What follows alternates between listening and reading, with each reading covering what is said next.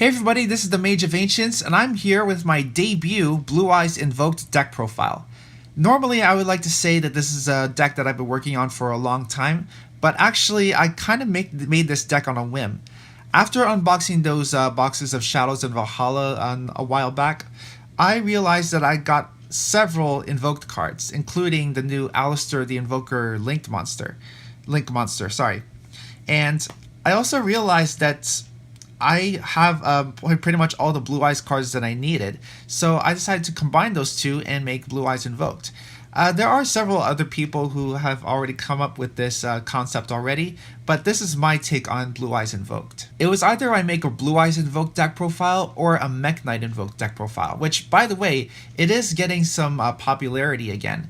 If you guys want to see that kind of deck profile, then be sure to let me know down in the comments.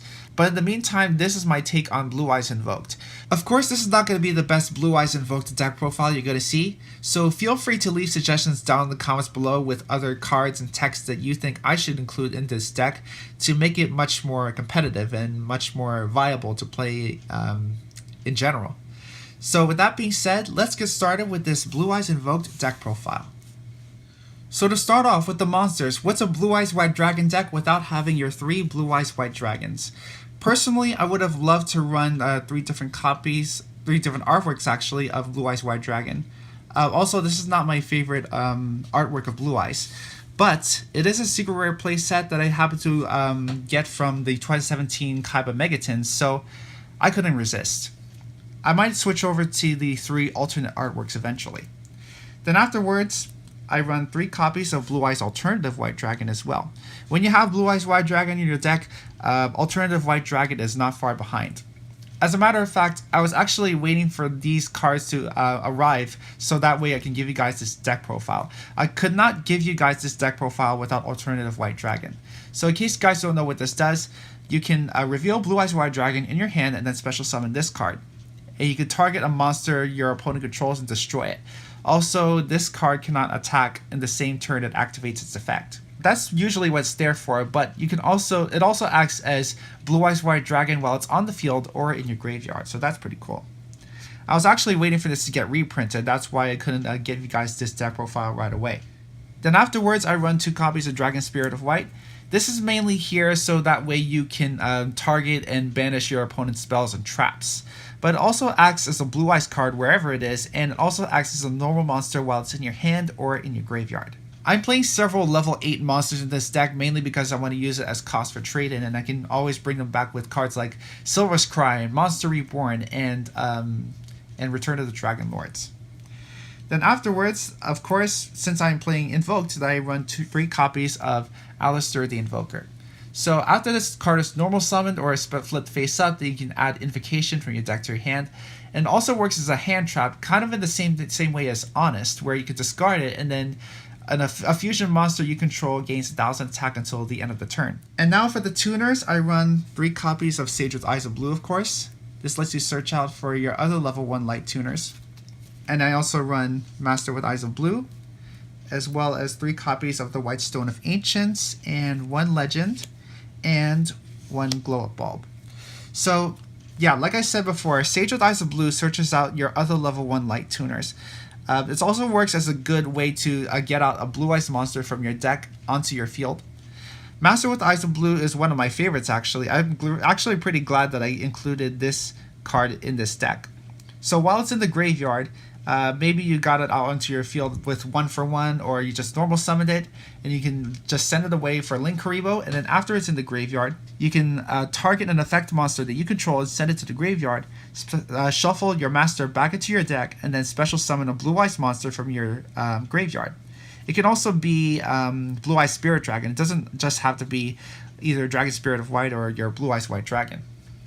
The White Stone of Ancients is another staple that you have to run in this deck. So after this card is sent to the graveyard, during the end phase you can special summon a Blue Eyes monster from your deck. Also, while it's in the graveyard, you can banish it and then target a Blue Eyes monster in your graveyard and then add it back to your hand. White Stone of Legend is self-explanatory. You can search for a Blue Eyes White Dragon from your deck after it's sent to the graveyard. And Glow-Up Bulb, I'm just here. It's just mainly here so I can get into the graveyard and then just get an extra tuner out onto the field.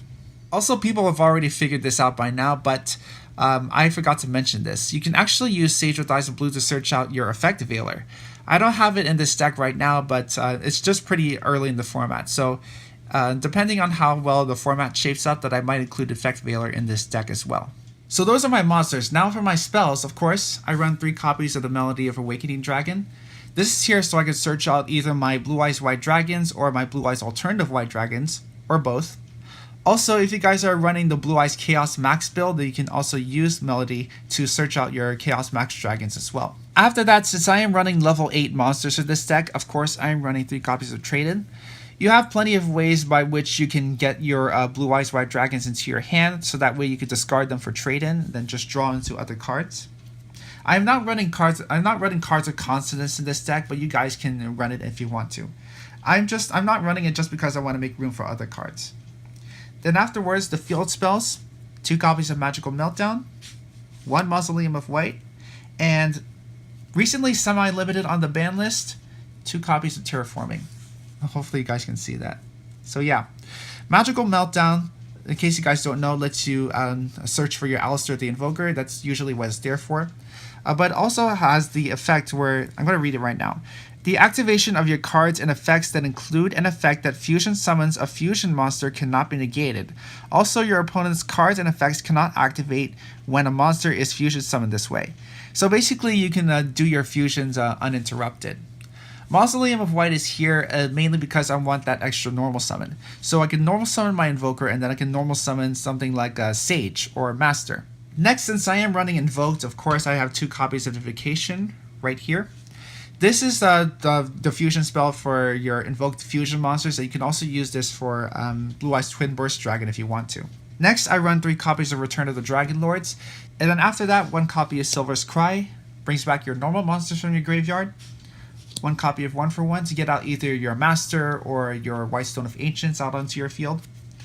Then after that, 1 Monster Reborn, and finally 1 copy of Foolish Burial.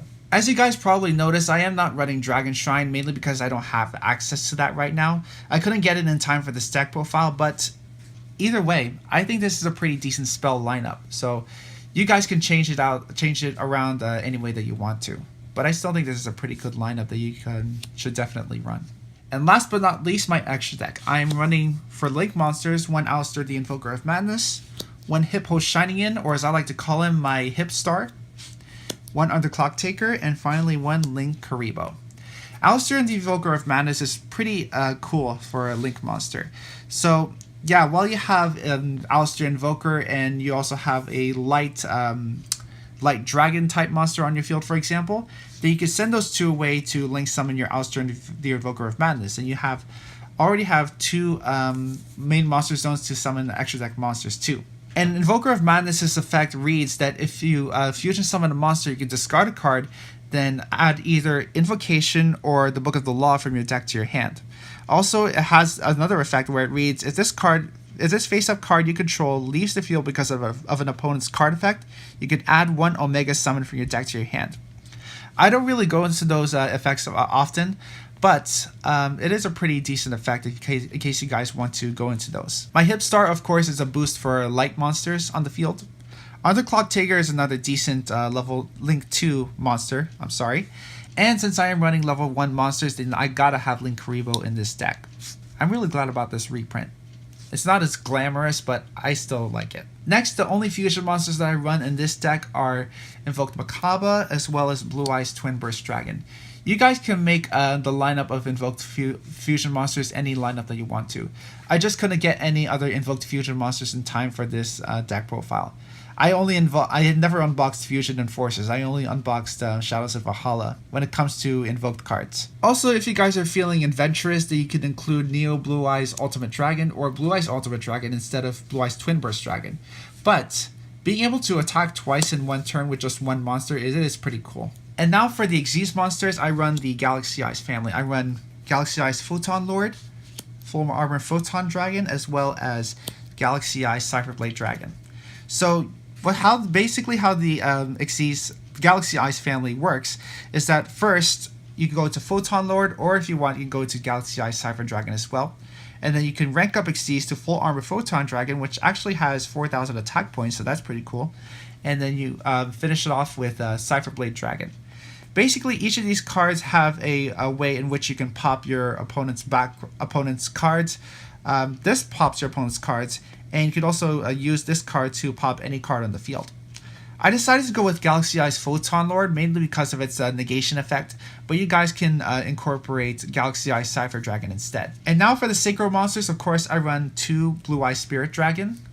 This lets you negate your opponent's graveyard effects. Also, you can tag this out for any other light dragon synchro monsters, such as Azure Eyes Silver Dragon, Black Rose Moonlight Dragon, and of course, Stardust Spark Dragon. Azure Eyes Silver Dragon, after this card is summoned, Dragon-type monsters you currently control actually, cannot be targeted or destroyed by card effects until the end of the next turn. Also, it brings back your normal monsters during each of your standby phases. And then, of course, Black Rose Moonlight Dragon. You can target a special summon monster your opponent controls and then return it to the hand.